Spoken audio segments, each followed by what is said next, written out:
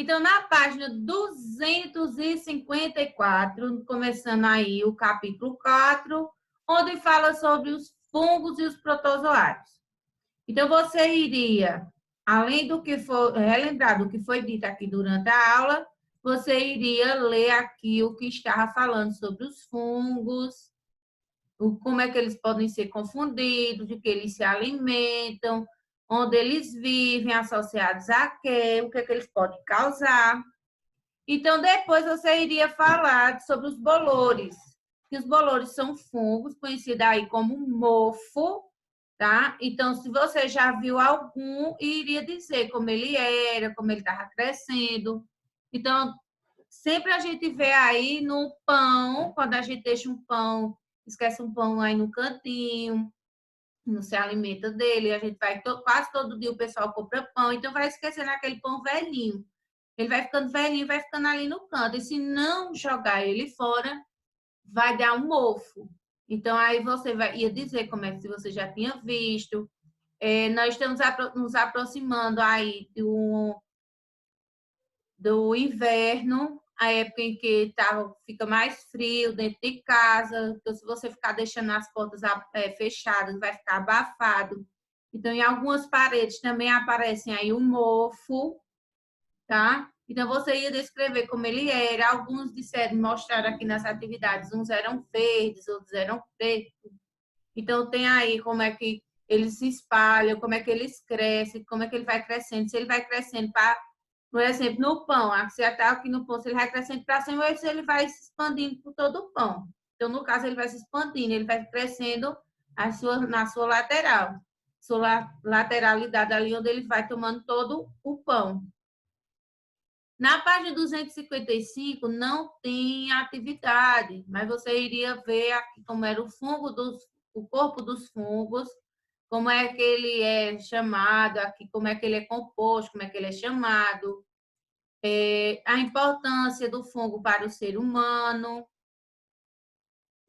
Tínhamos aqui na próxima página, na 256, onde vocês iriam ler esse texto aqui, o maior ser vivo do mundo. Então, você iria ler o texto para poder responder a da página 157. Então, na página 157, na atividade, você iria, entre as características indicadas no quadro abaixo, você iria circular as que foram apresentadas no texto para descrever o cogumelo mel.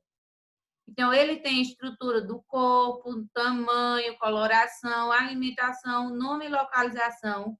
Foram as palavras que apareceram lá no texto, que descreveu aqui o cogumelo mel, e que está aqui no nosso quadro. Então, textura e odor, ela não apareceu no texto. O segundo aqui, ó, o primeiro era para analisar, o segundo para organizar. Então, você iria completar o quadro com as informações sobre o cogumelo mel. Então, Armillaria solidipes, que é o nome do científico do cogumelo mel. Então, ele está apertando onde vive o cogumelo mel. Não, se colocar, teve alguns colocar na floresta, sim, mas em qual floresta? Não é em toda a floresta que ele vive. Então, você iria especificar qual era essa floresta e onde está localizada essa floresta. Então, ele está localizada na Floresta Nacional de Maule, não sei bem dizer esse nome, gente, desculpa, aí o inglês daqui é meio precário, no estado de Oregon, nos Estados Unidos. De que se alimenta? Então, perguntando aqui do que é que ele se alimenta. Ele se alimenta da raiz de árvores, beleza? E como é o seu corpo? A maior parte é composta por hifas. No outono, produz cogumelos que têm cor de mel e podem chegar a 20 centímetros de altura. Então, aqui ele está perguntando onde ele vive, de que ele se alimenta e como é seu corpo.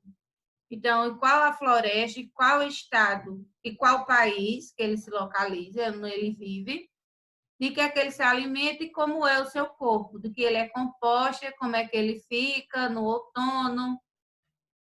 Na terceira questão, você iria fazer no caderno. Então, a primeira aqui para você analisar, segundo, organizar, e o terceiro para você escrever no seu caderno um pequeno texto que descrevesse o fungo orelha de pau com base na imagem e nas informações. Então, nessa imagem aqui, então, o fungo orelha de pau, teve uma coleguinha que mandou no quarto ano B, eu vou mandar para as outras turmas aí uma imagem de um tronco onde tem aqui a orelha de pau, o fungo orelha de pau. Então, o nome dele científico, então você iria fazer um pequeno texto descrevendo ele. O fungo orelha de pau é o fungo conhecido como orelha de pau, tem seu nome científico, aí você ia dizer o nome científico dele, ia dizer que ele é comum no Brasil e costuma aparecer em regiões alteradas pela ação do homem. Você iria explicar, fazer um pequeno texto colocando essas informações, tá? De que ele se alimentava, até quantos centímetros de largura ele podia atingir, certo? Então, esse texto aqui, ele é resposta pessoal, depende de cada um como foi que fez, tá? Depois eu quero que você esteja mandando para mim, para eu poder estar dando uma olhadinha no texto de vocês. Na página 258, teve um coleguinha, agora ele insistiu na resposta. Ele mandou bem muito alto. Tia, mas ele é o quê? Mas ele é o quê, gente? Tem que ler. Não é simplesmente, qual protozoário acima se locomove? Ou qual é o que se locomove, como é que se locomove o B? Quantas células tem? Ou no caso aqui da página 259. Tem que ler, gente. Algumas respostas aqui estão aqui no texto e outras foram ditas de acordo com a explicação. Então, você tem que estar atento, tem que estar prestando atenção. Então, teve um coleguinha, foi um menino, ele mandou muita mensagem perguntando como era. Como era? E ele é o quê? E ele é o quê? Ele é unicelular ou era pluricelular? Aí eu disse, lê lá na página tal. Mas ele é como? Me diga. Não, você tem que ler, gente, tem que ler para poder saber responder, tá certo? Então, você dá uma lidinha lá, procura sempre estar lendo o texto também, além de estar prestando atenção na explicação do conteúdo, na explicação na hora da atividade.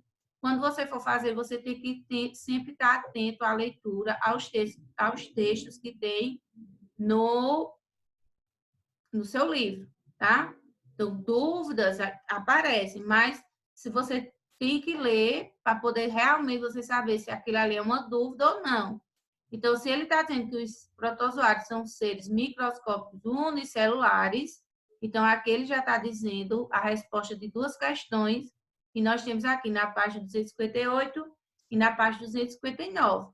Então, tem que prestar bastante atenção na hora da explicação do conteúdo e da explicação da atividade.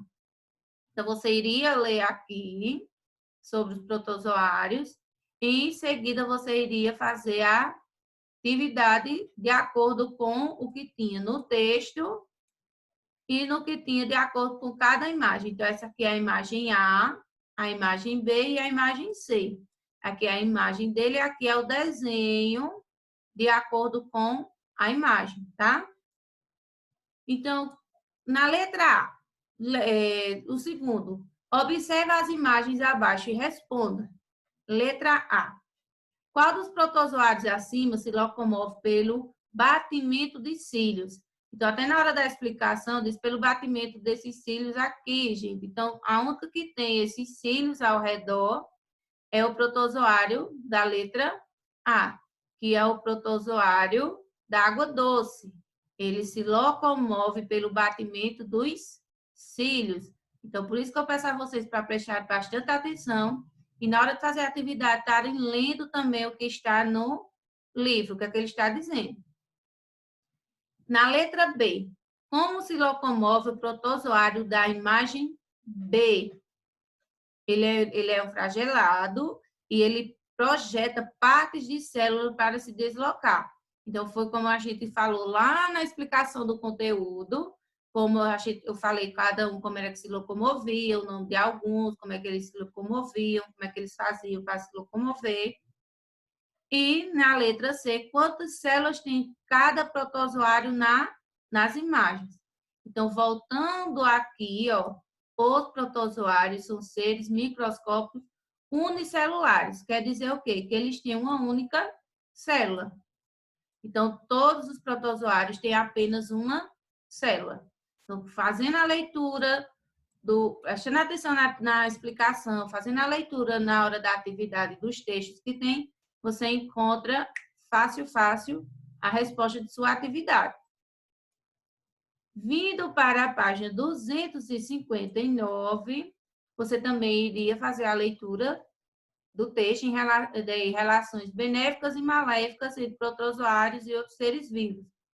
Então, você iria ler também aqui para estar respondendo as seguintes questões. E no terceiro, também ler o texto para responder as questões a seguir. Então, não é ler somente esse texto, você também, para compreender algumas questões, você tem que ler desde o início, tá? Então, tem que ter esse hábito da leitura, você está lendo, para você estar entendendo e você estar respondendo sua atividade. Então, aqui, eu leio o texto e depois respondo as questões. Então, fala aqui sobre a giardia, que ele é um protozoário que vive no intestino humano e ele causa doenças chamadas giardíase. A transmissão ocorre pela ingestão de água e alimentos contaminados. Então, se a água ou alimentos estão contaminados, a gente tem que fazer a higienização desses alimentos e devemos tratar a água para poder estar ingerindo, para a gente não estar ingerindo aí uma água contaminada e chegar a adoecer. Então, na letra A do terceiro. A giardíase é um organismo formado por uma ou por muitas células. A giardíase, ele é o quê? Ele é um protozoário. E se ele é um protozoário, então, vindo aqui, lembrando do que tem na página 258, são seres unicelulares, ou seja, de uma única célula. Então, se você prestou atenção aqui, se você leu esse texto e respondeu a letra C da página 258, facilmente você iria responder a letra A do terceiro quesito da página 259. E na letra B, como você acha que é possível prevenir a giardíase? Então, se a gente tem aqui um alimento contaminado, a gente tem que fazer o quê com ele? A higienização. Se a água ela também está contaminada, dependendo aí, a gente tem que fazer o tratamento dela. Se a água for tratada e tiver como ingerir, beleza. Caso não dê para ingerir, então você vai ter que procurar em uma água potável. Então, nós temos aqui, ó, em estações de tratamento de esgoto, alguns tipos de protozoários são utilizados no processo de tratamento da água para retirar bactérias e partículas sólidas da água. Então, não só no tratamento de esgoto, mas também quando vai para a estação de tratamento da água, vai para a sua casa, eles colocam também alguns tipos de bactérias dentro da água para estar tirando, bactérias não, protozoários, para estar fazendo aí a retirada de bactérias e partículas, tá? E alguns protozoários podem causar doenças, como nós vimos aqui, pode ser transmitido por mosquito, nós temos também o carrapato, que tem no cachorro, então ele também transmite doença. Então, com medidas de higiene, que a gente pode evitar e prevenir aqui a giardíase. Medidas de higiene, o tratamento da água e do esgoto, a gente pode estar fazendo a higienização dos alimentos corretamente, a gente pode estar pegando aí os alimentos, aqueles alimentos que, por exemplo, frutas, verduras, a gente pode estar colocando eles, lavando eles com água, uma água, deixa eu admitir aqui os coleguinhas, com água potável, com água fervida. Se você não tem uma água potável, você pode ferver, deixar ela esfriar para estar lavando os alimentos. Você pode estar colocando aí gotinhas de água sanitária, de vinagre, fazendo essa higienização. Então, tudo isso a gente pode prevenir através da higiene, tá? Deixa eu vir agora para os meus colegas lindos, tá certo, gente? Então, essa foi a atividade que vocês fizeram nas páginas aí do livro.